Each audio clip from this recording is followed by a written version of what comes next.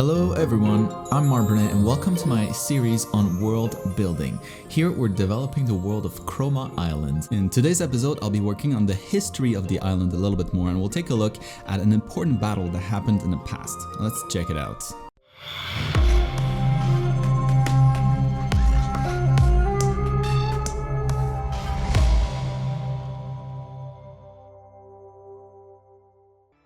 Alright, so let's quickly add a location to our island here, a cave in which this epic battle that I am going to be covering today happened sometime in the past. So as I said, today we're going to be focusing a little bit more on the history of the island, trying to give a little bit more context to the Crimson Princess, which is of course the main character here at the center of the canvas, and she's fighting a red Berserker, a legendary red Berserker, which is going to explain the size. And as usual, if none of this makes any sense, I would highly recommend that you check out the first episodes in the series where I'm covering those races in a little bit more details. It should help explain a lot of what I'll be covering today. You should be able to find a link for that at the top right corner of the video, and I'll put the link in the description as well. Now, as far as the reason why I wanted to start doing these kinds of things for the series, right, introducing characters and past events, is because every location, for anything to have some sort of meaning, it needs a little bit of history. And I've started to introduce some characters already, but characters without a background story are really just empty shells. And so for any character that I am going to introduce moving forward,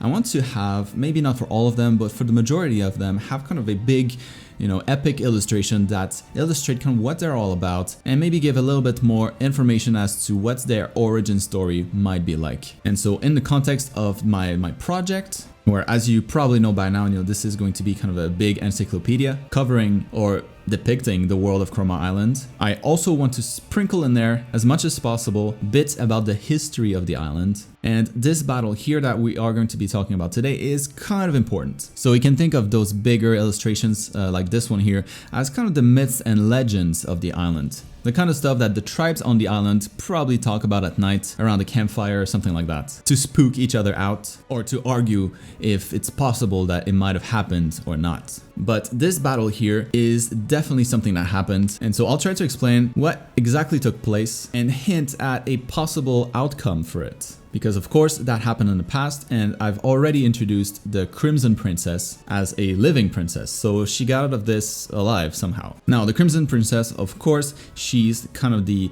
queen, the princess, or the number one of the red people's Crimson tribe found on Chroma Island. And what really makes her special is the fact that she can control the crystal that's embedded on her forehead that will usually force the red females to transform past a certain age. In her case, however, for some reason, as it happens once in a while, she's been able to control that crystal and use its own power to her advantage. And she's gained massive strength from it. As a result, she kind of acts as the defender for the tribe, being the strongest of them all. Now, what is that legendary Berserker then? Well, since the red female transform into a Berserker when they go beyond a certain age, if they're not, if they're not killed, or if they're not sacrificed, or if they don't end their life on their own before that happens, they transform into this creature that is normally not nearly as big as this one here that I'm trying to illustrate, but still nonetheless pretty dangerous. And so what usually happens is that, the red female, when they reach that certain age, and it's something that they can feel, when they're about to transform and lose control and go into this berserk mode, they take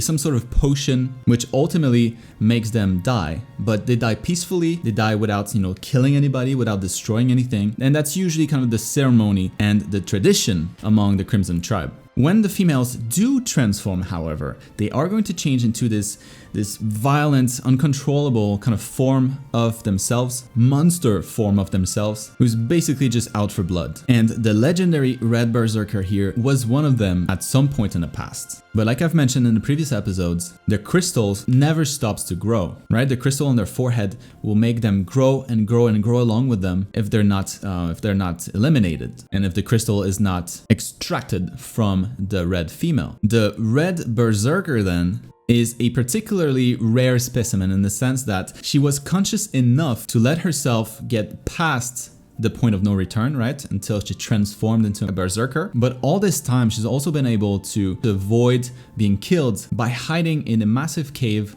on the side of Mount Chroma. And there for many, many years, she's been growing and growing and growing until she reached this massive size, which also made it kind of a problem for the people on the island, specifically for the Crimson Tribe, who happens to live really, really close by. And so after years and years of their own people kind of just disappearing to never be seen again, that's when they discovered that something had gone very, very wrong, and there was a massive threat that actually lived really close to home. And that is when, many, many years ago again, the Crimson Princess took it upon herself to actually explore that cave and find out what was going on.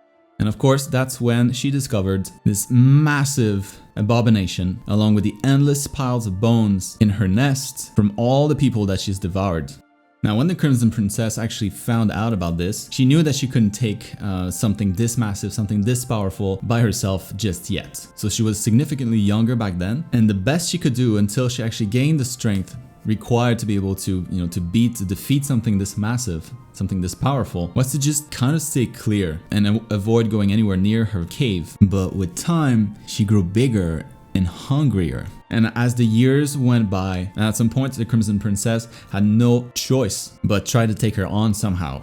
So at some point, I'm thinking that she went to her directly to limit the scope and the scale of the destruction that would likely ensue. And after many, many days of non-stop combat, she was actually able to come out victorious and finally stop the disaster that had plagued their tribe for years. Now, how did she actually manage to do that? Well, the legend says that she might have sealed the cave somehow, or that she might have been able to immobilize the Berserker in some ways, maybe crushed underneath a huge boulder or chained to the cave's wall somehow. Nobody knows for sure, and nobody has ever been to that cave since, because once in a while, at night, for years now, there's been this chilling scream or roar that has been coming out of that cave. It sounds so scary. It's impossible not to have the chills when you hear it. And so there you go. That's kind of the myth or legend that I have for those two here. Who was that massive Berserker?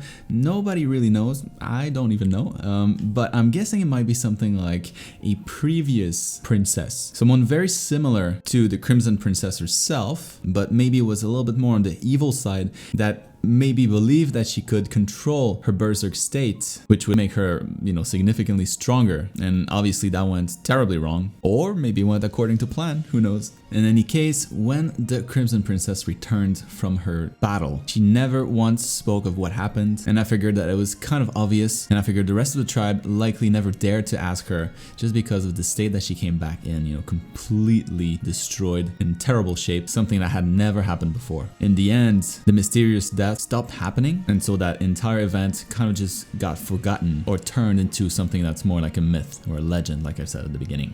So there you go. I want to leave some up for the imagination, but I'm thinking that there might be some really, really cool stories that can spawn from this.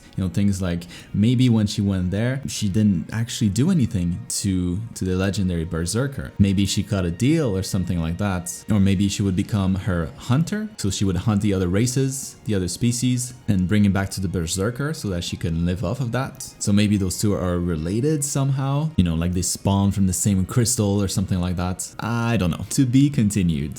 So anyways, I've talked about kind of how she fights a little bit in the past. And well, we can see it here. It's really those claws. And so she can basically manipulate kind of the magic around her limbs, around her arms, and transform those into weapons. As she strikes, maybe they become extremely sharp, or maybe it turns into a blade or something like that. So yeah, it's possible that she actually beat it. But then that noise at night would still remain a mystery. There's definitely something else going on in that cave, which would make a pretty cool setup for a future story or something like that. So anyway, talking a little bit about the actual drawing itself, as you can see here in this episode, it's going to be line art only, because that took me a little bit longer than usual. I rarely polish a line art this much, but yeah, I was kind of really into this one. So anyways, there you go. So the composition itself is really super common, so I really didn't do anything that special here. We see this composition, this type of composition where you have kind of like the little guy and the big guy in the background, much bigger. It's been done many times, but I think it was just so fitting for this particular case here that I just, you know, it kind of felt natural. And so you'll be able to see the full painting in the next time-lapse video. But this is going to wrap up the explanation, the background story for this battle that happened a long time ago on Chroma Island, with many more stories to come. And as usual, I want to take a couple seconds to talk about my full art education program, especially now since term 8 just got released, which covers a ton of different subjects, but mostly environments, props, and full illustrations, which relate directly to what I'm working on right now, and is a pretty big milestone once again, because that means I only have 2 terms left to put together. So we're nearing the end here, and I'm really happy with how it's come together. So if you've ever been thinking about going to art school or going into any kind of art career, or if anybody you know is in that exact situation, make sure you check out the link here in the top right corner of the screen, and I'll put the link down in the description below as well. It might actually make a big difference in your life. You never know. And so that is going to wrap it up for today. I hope this was a little bit entertaining, or at least it gave you a little bit more context for what I'm working on here. I'm not a writer or anything like that. I just like to come up with stories, so it's probably not that great, but it was a lot of fun to work on, and I can't wait to wrap this piece up and show you guys what it looks like. So until next time, stay creative.